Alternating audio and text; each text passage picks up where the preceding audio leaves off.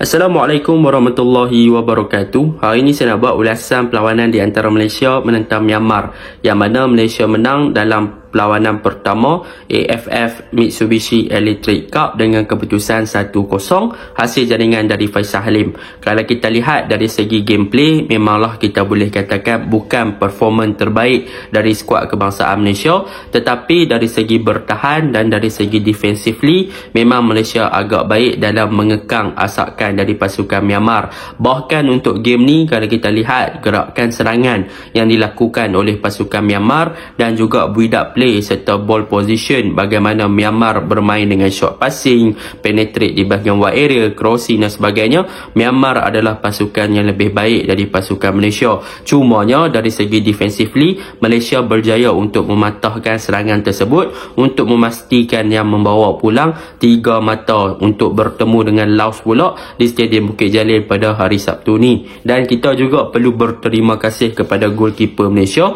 iaitu Shihan yang menafikan sepakan penalti dari pemain Myanmar untuk membawa pulang 3 mata dengan kemenangan 1-0. Baiklah, tanpa membuang masa, mari kita masuk ke dalam ulasan perlawanan.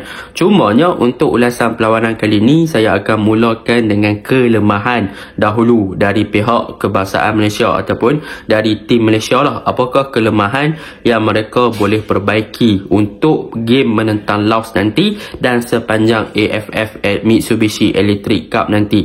Baiklah, kelemahan yang pertama adalah daripada segi transisi. Sebab apa saya kata transisi? Kalau kita lihat daripada segi pembentukan ataupun formation yang diguna pakai oleh Kipanggun adalah 3-4-3 ataupun struktur boleh berubah kepada 3-5-2 sekiranya Safawi ataupun Faisal Halim masuk lebih ke bahagian tengah untuk membantu bahagian serangan sebagai pemain tambahan untuk dalam benai.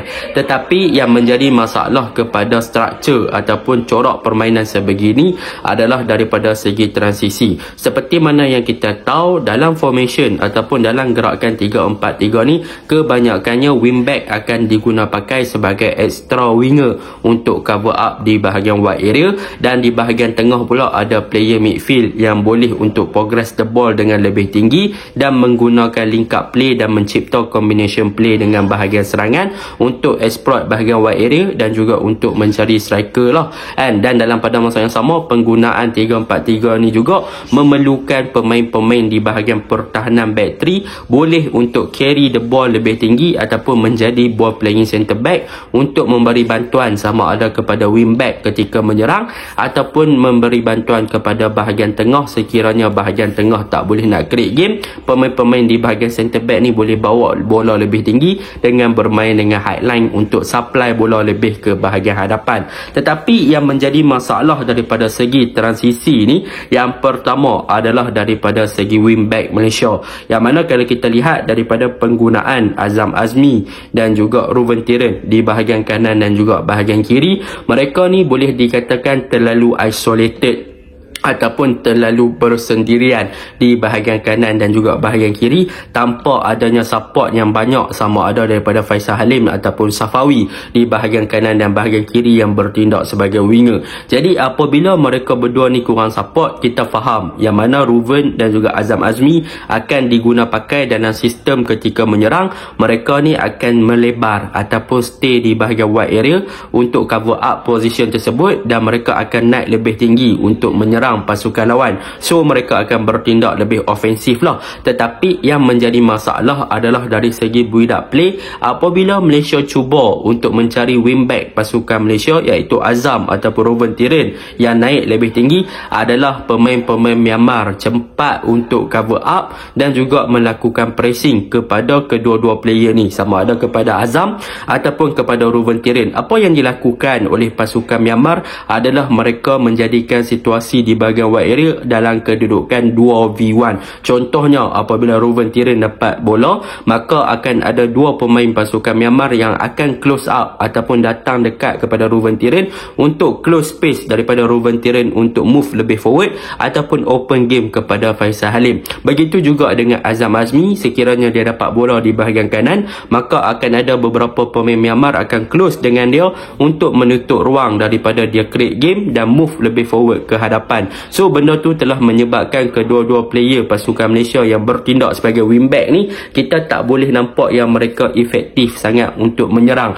sebab mereka dah kena pressure dan mereka dah digawal rapi oleh dua orang player dalam satu masa, dan kurangnya support daripada bahagian tengah. Jadi apabila jadi macam tu, mereka nak bertindak lebih ofensif dan bergerak lebih efektif ke hadapan agak sukarlah, sebab ruang dah tak ada, mereka dah kena jaga dengan dua orang, so mereka tak boleh nak lepaskan diri. Itu yang pertama lah daripada segi wingback isolated. Kenapa perkara ini boleh terjadi? Kenapa wingback pasukan Malaysia ni boleh terisolated ataupun tak dapat bantuan yang secukupnya? Ini adalah disebabkan perkara yang kedua, iaitu bahagian tengah. Untuk pengetahuan semua, dalam perlawanan ni, kalau kita lihat kepada penggunaan bahagian tengah, pasukan Malaysia menggunakan Brandon Gunn dan juga Stuart Wilkin di bahagian tengah. Tetapi yang menjadi permasalahannya adalah apabila bahagian tengah ni tak boleh nak membantu bahagian wide area ataupun bahagian wingback dengan sangat baik dari segi pembukaan game. Kalau kita lihat gap yang terlalu jauh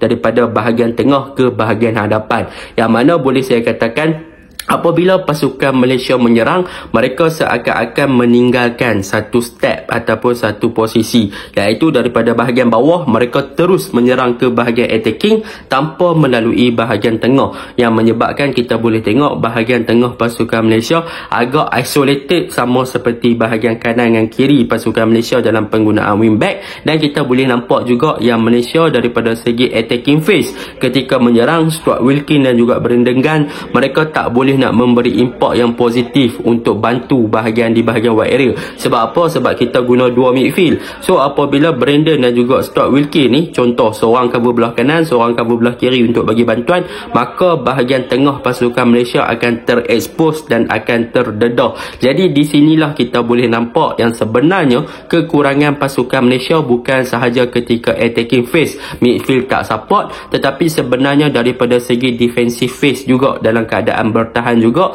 bahagian tengah pasukan Malaysia boleh dikatakan terlalu banyak ruang untuk kena counter. Sebab apabila pasukan Malaysia menyerang, Brandon dan juga Stuart Wilkin dah naik ke atas ataupun mereka memberi support kepada bahagian wingback ataupun winger lah. Jadi apabila mereka naik ke atas, kita boleh nampak ruang-ruang ataupun position yang ditinggalkan oleh mereka banyak kosong di belakang. Jadi apabila banyak kosong, pemain-pemain Myanmar boleh direct untuk bermain dengan counter attack di kawasan yang terekspos ataupun kawasan yang kosong tersebut untuk melakukan penetration ke arah gawang pasukan Malaysia. Tu sebablah kita boleh nampak beberapa kali pasukan Malaysia kena counter dalam situasi yang menyebabkan defend berhadapan dengan pasukan lawan dalam situasi 3 versus 2, 4 versus 3, 4 versus 2. Nasib baiklah defense kita bagus, boleh dikatakan untuk menutup dan juga mematahkan serangan tersebut. Ini adalah disebabkan Malaysia tak ada proper defensive midfielder, iaitu pemain number 6 untuk cover up bahagian tengah apabila pemain-pemain di bahagian tengah yang lain naik lebih ke atas. So benda ni juga menjadi permasalahan kepada pasukan Malaysia lah, apabila mereka tak bawa proper defensive midfielder. Seperti mana yang kita tahu,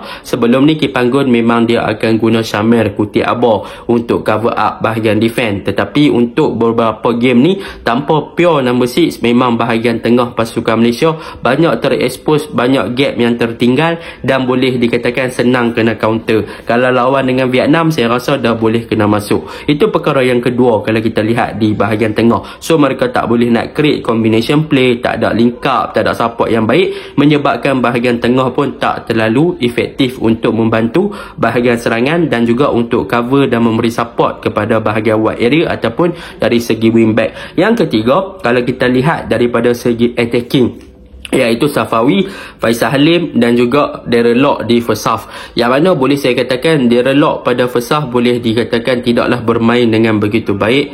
Begitu juga dengan Safawi, mereka mengalami sedikit kesukaran, melainkan daripada segi situasi set pieces.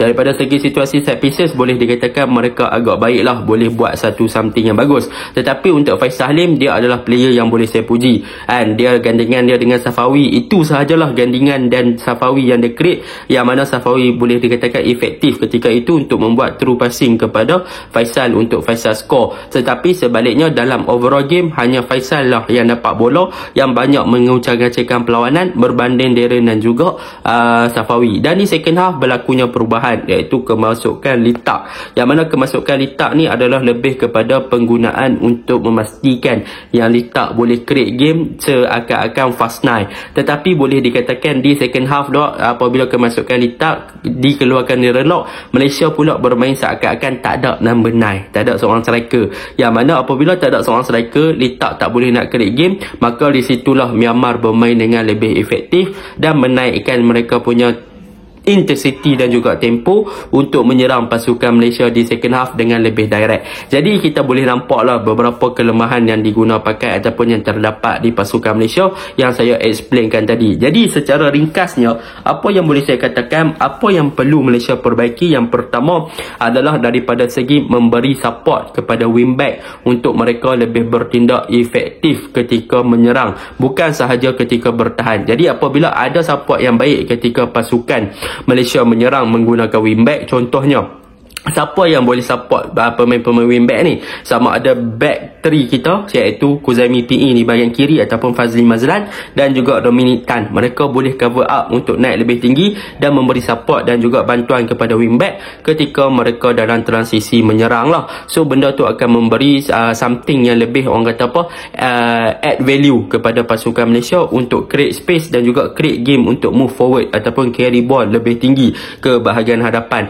So mereka perlukan support. Dan dalam pada masa yang sama, bahagian tengah juga perlu bijak dalam menyeimbangkan daripada segi kestabilan untuk menyerang dan juga bertahan. Sebab apa? Sebab kita boleh nampak yang bahagian serangan lebih more efektif ketika menyerang, tetapi in term of kena counter or defensively memang boleh nampak agak loose dan juga agak kosong dekat situ. So benda tu pun perlukan perubahan. Jadi apa yang boleh saya katakan, Malaysia perlukan seorang number 6 dan Malaysia memerlukan lagi ball playing centre back, dan Malaysia memerlukan masa lagi untuk adapt dengan taktikal 3-4-3 ni. Kalau Malaysia kembali main normal kepada back 4, mungkin Malaysia akan jadi lebih better dan jadi lebih baik lah, dan berbanding daripada main 3-4-3 ni, apabila capability yang ditunjukkan oleh pemain pun ada yang tak boleh nak implement dan juga adapt dengan perkara tersebut, tidak mungkin akan terjadi di dalam padang. So itu untuk benda yang boleh saya katakan perbaiki. Tetapi untuk benda yang boleh saya puji adalah kemasukan Litak memang memberikan perubahan kepada bahagian hadapan, tu confirm, sebab work rate yang ditunjukkan oleh Litak. Yang kedua, defensively untuk Dominic Tan, Syarul Nazim, walaupun dia bagi sepakan penalti, Fazli Mazlan yang ganti Kuzami PE, bagi saya secara defensif back 3 Malaysia bermain dengan bagus, mereka read game dengan bagus, mereka cemerlang, and instead one mistake daripada Syarul Nazim, overall mereka punya back 3 memang bagus daripada interception, blocking, orang kata apa, challenge dan sebagainya, mereka bagus lah, dan mereka banyak ambil first ball dan sebagainya, so benda tu bagus. Dan untuk goalkeeper Shihan pun bagus. So bagi saya secara overallnya memang gameplay defensively bagus, tetapi in term of midfield dan juga wingback serta attacking agak kurang, kecuali Faisal Halim dan Litak. Itu je lah. Assalamualaikum.